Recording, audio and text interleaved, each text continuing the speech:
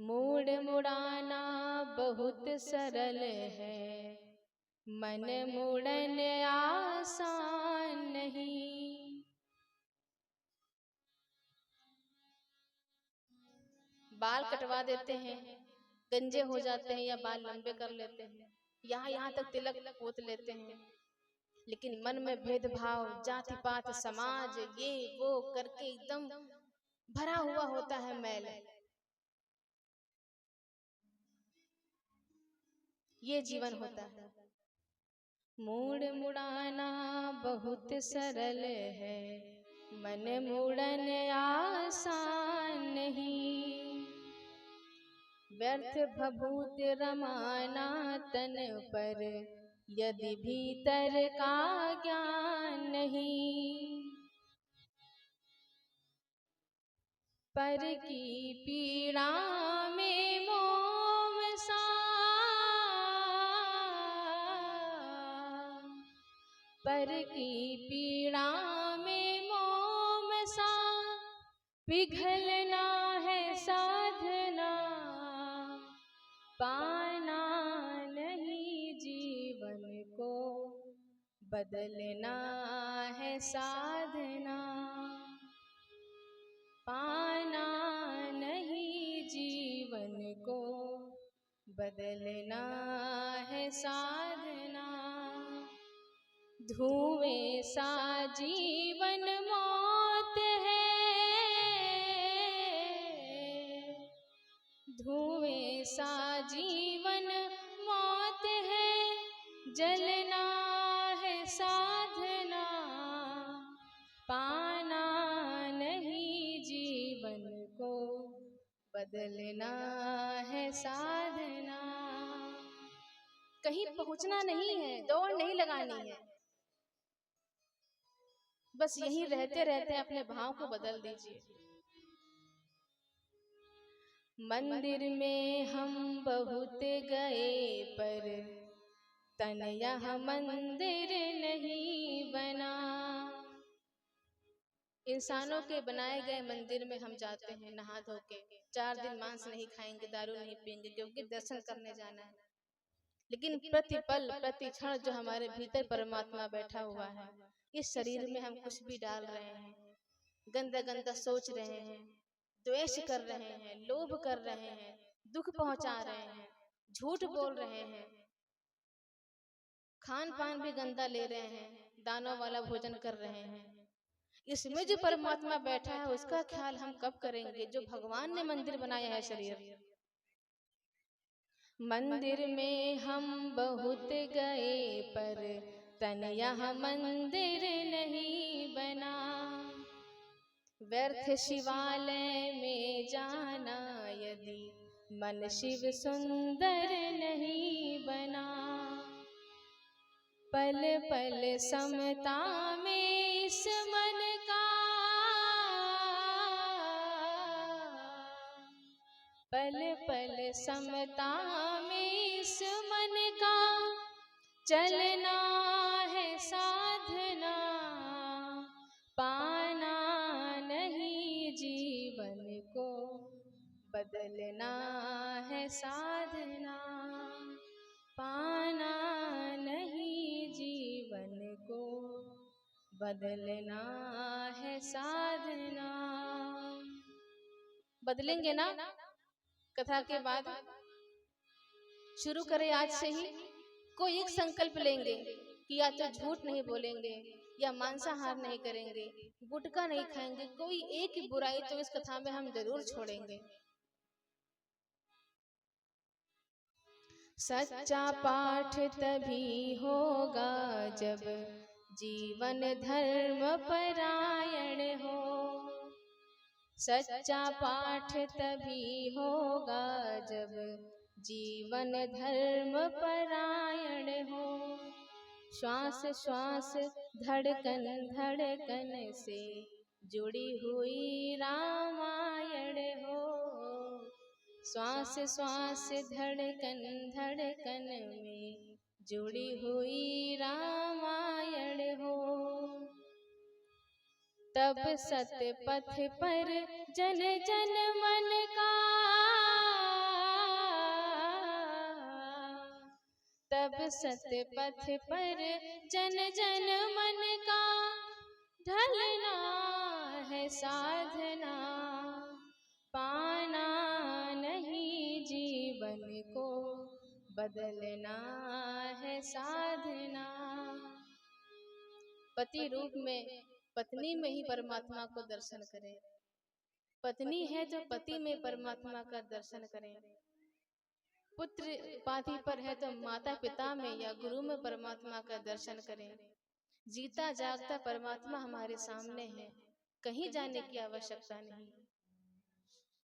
जहां हमारी निष्ठा जुड़ जाती है, प्रेम जुड़ जाता है, परमात्मा वहीं प्रकट हो जाता है। जीवन यदि नहीं बदला तो कोई साधना जीवन में नहीं है। साधना नहीं कहते हैं, लोगों को घमंड बड़े हो जाए, बड़े बड़े घमंड लोग करते हैं। राम मंदिर के समय वीडियोस में देखा होगा आपने, कितने बड़े बड़े पद पर बैठे हैं संत महात्मा, और क्षण भर में वाणी से कैसी कैसी बातें निकल रही थी।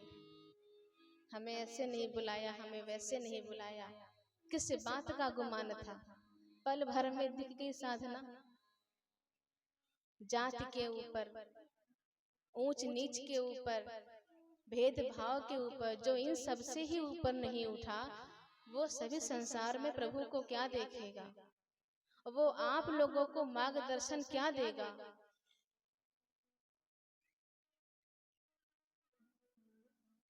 छोटी मोटी चीज से ऊपर नहीं उठ पाएंगे तो बड़ी बड़ी तपस्याएं जीवन में कैसे कर पाएंगे।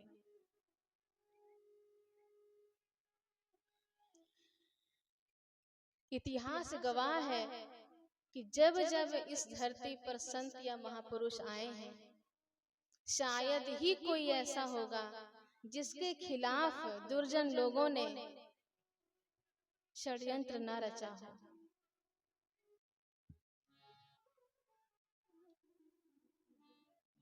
जिनके खिलाफ साजिशें ना की गई हो, जिनको समाज ने सताया ना हो, परेशान न किया हो, उनके रास्ते में कांटे ना बोए हो। लेकिन क्या उन लोगों ने अपने धर्म को छोड़ दिया? वो शर्मा के घर में चले गए, वो डर कर पीछे हट गए। और क्या हम अपने धर्म को छोड़ देंगे, सच बोलना छोड़ देंगे?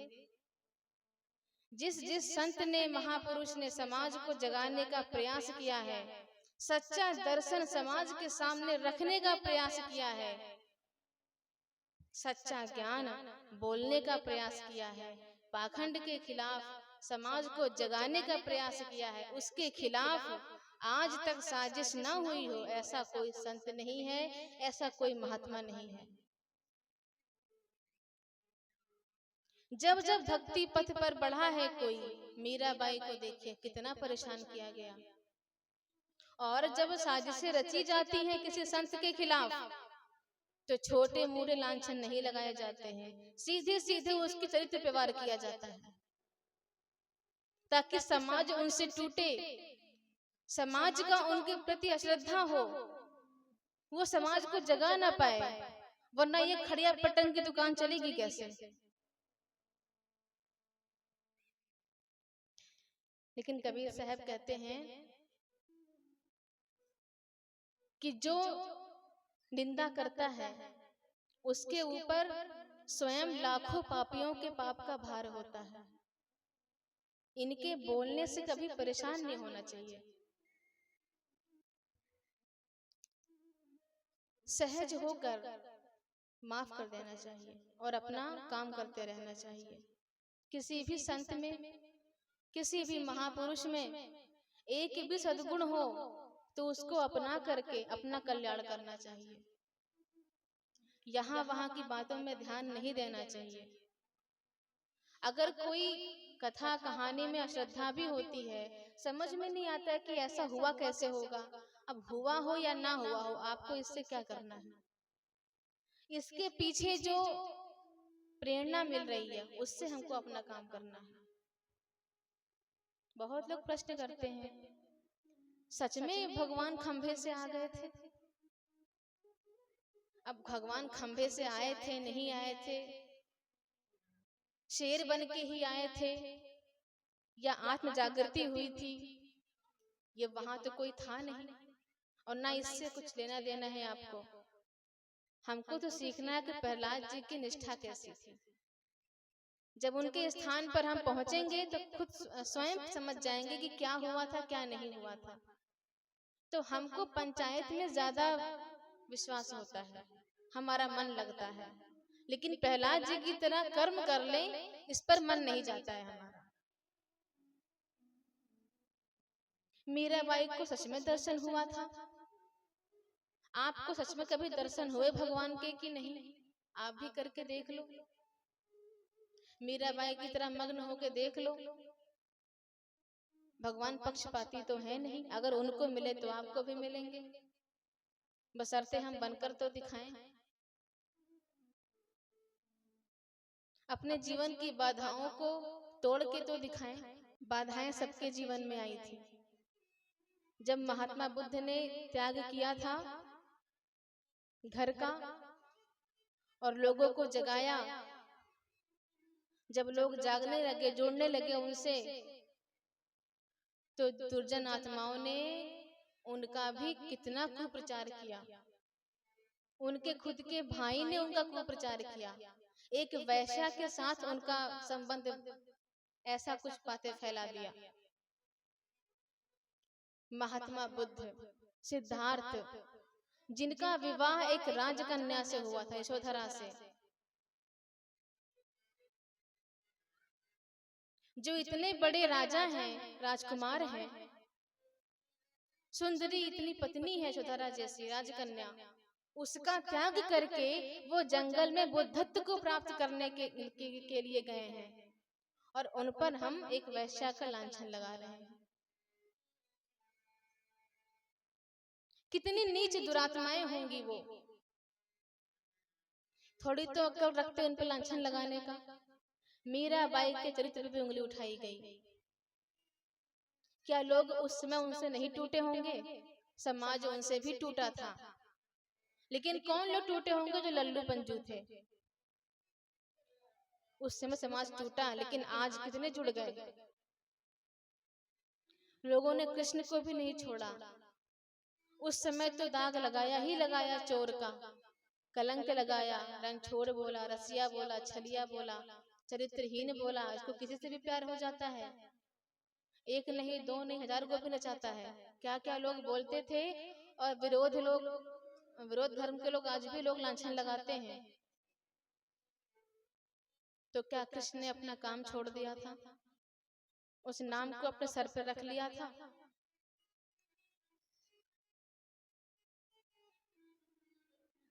सदगुरु कबीर भी जब ज्ञान का प्रचार प्रसार करते थे, लोग उन्हें गाली देते थे। यहाँ तक कि लोगों ने राम जी को भी नहीं छोड़ा। माता जानकी पे इतने लांछन लगाए कि उनको भी दबाव में आकर उनका त्याग करना पड़ा।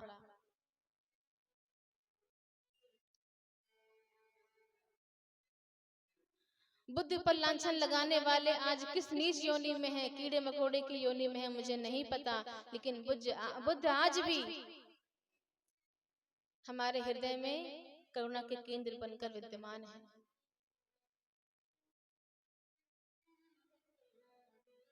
कृष्ण पर जिसने दाग लगाने का प्रयास किया, वो किस नीच योनि में है मुझे नहीं पता, लेकिन कृष्ण आज भी प्रेम के, भक्ति के केंद्र बनकर हृदय में विद्यमान है। राम आज भी आस्था के केंद्र बनकर विद्यमान है। कोई कितना भी काल्पनिक बोल ले, तो क्या करोगे? धर्म छोड़ दोगे? कथा करना छोड़ देंगे? सही बोलना छोड़ देंगे? बिल्कुल नहीं छोड़ेंगे। धर्म के पथ पर चलना नहीं छोड़ेंगे।